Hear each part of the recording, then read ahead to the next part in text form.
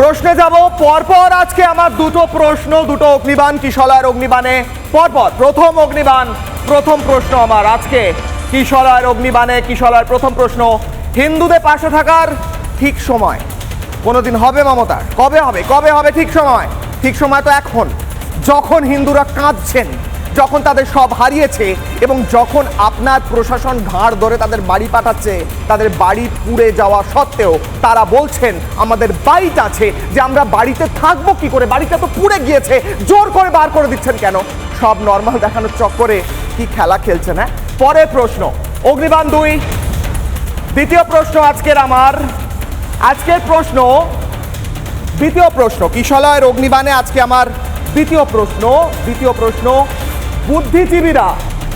বুদ্ধিজীবীরা কি মোমবাতির সঙ্গে মেরুদণ্ড হারিয়ে ফেলেছেন? আরো ভালো করে বলি, বুদ্ধিজীবীরা কি মোমবাতির সঙ্গে মেরুদণ্ড বিক্রি করে দিয়েছেন? মোমবাতি তো গেছে, জানি না কোথায় রেখেছেন মোমবাতিগুলো, জানা যাচ্ছে না, হয়তো বিশেষ কোনো জায়গায় রেখেছেন। তার সঙ্গে মেরুদণ্ডটা কোথায় গেছে? কেন প্রতিবাদ নেই? প্রশ্ন করব, বুদ্ধিজীবীদেরও প্রশ্ন করব আজকে।